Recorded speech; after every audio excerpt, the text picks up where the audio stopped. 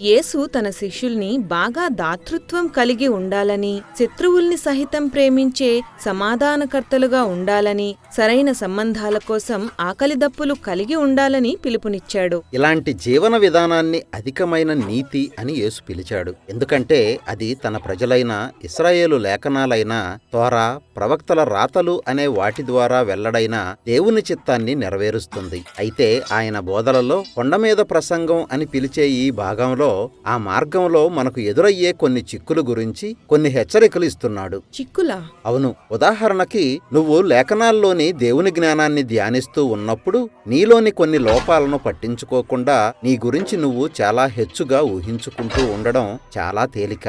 నీకున్న దేవుని జ్ఞానాన్ని ఇతరులకు అవసరం అనిపించినప్పుడు దానిని వారితో పంచుకోవడం మొదలు పెట్టడం సహజంగానే జరుగుతుంది.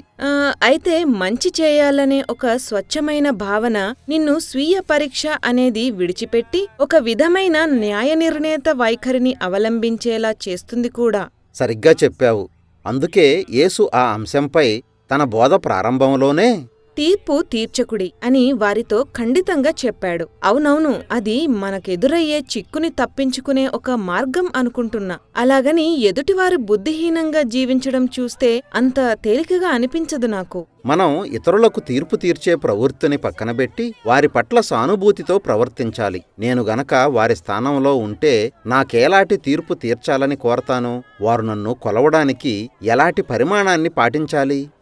సరే, నేనెప్పుడూ నాకొక సానుకూలమైన తీర్పునే కోరుకుంటాను. అవును. సమస్య ఏమిటంటే మనం తరచుగా మన స్వభావంలోని లోపాలు, పక్షపాత ధోరణిని గమనించకపోవడంతో అది మనం ఇతరుల్ని దృష్టించే పద్ధతిని దారి తప్పిస్తుంది. యేసు ఒక బాగా ఎరిగిన ఉపమానంతో తన మాటలు కొనసాగించాడు. నీ కంటిలో ఉన్న దూలాన్ని చూసుకోకుండా నీ సోదరుని కంటిలో నలుసుని చూస్తావెందుకు? మనలోని ఇతరులకు తీర్పు తీర్చాలనే ప్రేరణను యేసు మన గురించిన లోతైన స్వీయ పరీక్షకు ఒక అవకాశంగా మలుస్తున్నాడు. సరే, అంటే ఒకవేళ నేను ఎవరైనా కోపంగా ఉన్న వ్యక్తిని చూసి అతనికి తీర్పు తీర్చాలని భావించినప్పుడు దానిని నా సొంత కోపం విషయమైన సమస్యల గురించి ఆలోచించడానికి అవకాశంగా తీసుకోవాలి. యేసు చెప్పిందేమంటే, ముందు నీ కంటిలో ఉన్న దూలాన్ని తీసివేసుకో. అప్పుడు నీ సోదరుని కంటిలో నలుసుని నువ్వు స్పష్టంగా చూడగలవు. సరే, నేను నా సమస్యలను సరిచేసుకున్నాను అనుకుందాం. ఇప్పుడు ఆ నలుసుని తీసేయాల్సిన సమయం కావచ్చు. అయితే యేసు ఆ తర్వాత అనుసరించాల్సిన సూత్రం ఏమీ చెప్పలేదు. అయితే ఒక వ్యక్తి నిర్ణయాలు వారికి బాధ కలిగిస్తూ ఉంటే నేను వారికి సహాయం చేయాలి, అంతే కదూ? అలా ప్రతిసారి వీలు కాదు. కొన్నిసార్లు ప్రజలు సహాయం అందుకోగలిగే స్థితిలో ఉండరు. వారికి దేవుని జ్ఞానాన్ని అందించాలని చూస్తే అది వారికి కోపం తెప్పిస్తుంది. కాబట్టి అది అంత తెలివైన విషయం కాదు. ఈ అంశాన్ని వివరించడానికి యేసు ఒక పొడుపు కథ చెప్పాడు. పరిశుద్ధమైనది కుక్కలకు పెట్టకండి, మీ ముత్యాలను పందుల ముందు వేయకండి. ఒక మూర్ఖుడికి బుద్ధి చెప్పడానికి చూడకు, నువ్వు కూడా వారిని పోలి ఉంటావు అని బైబిల్లోని సామెతల నుండి ఒక తలంపుని యేసు పేర్కొన్నాడు.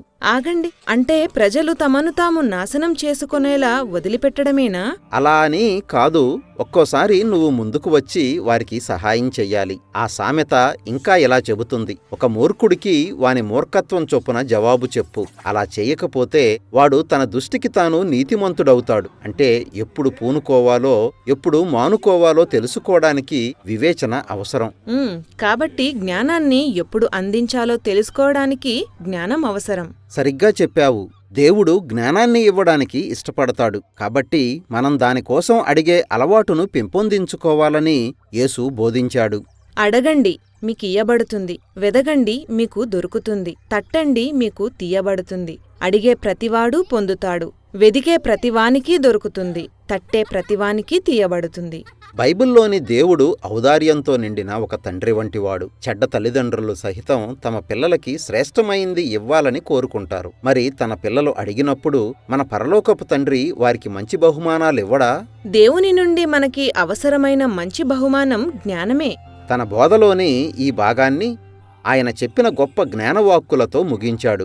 మనుషులు మీకేమి చేయాలని మీరు కోరుకుంటారో మీరు వారికి అలాగే చేయండి. దేవుని జ్ఞానం మీకు దూరమైనప్పుడు, జీవితం చాలా క్లిష్టంగా ఉన్నప్పుడు, ఇతరుల పట్ల సానుభూతి చూపడంతో ప్రారంభించండి. ఇతరులు నాతో ఎలా వ్యవహరించాలి, వారు నాకు ఏ విధంగా దేవుని జ్ఞానాన్ని అందించాలని నేను కోరుకుంటాను. అవును, నేనైతే ఇతరులు నన్ను దయతో, సహనంతో చూడాలని కోరుకుంటాను. అంతిమంగా నన్ను అందరూ ప్రేమిస్తున్నారని తెలుసుకోవాలని నా కోరిక. అక్కడ ప్రారంభించి ఉదారుడైన మన దేవుడు మనకిచ్చే ప్రతి బొట్టు జ్ఞానంతో ముందుకు కొనసాగాలి.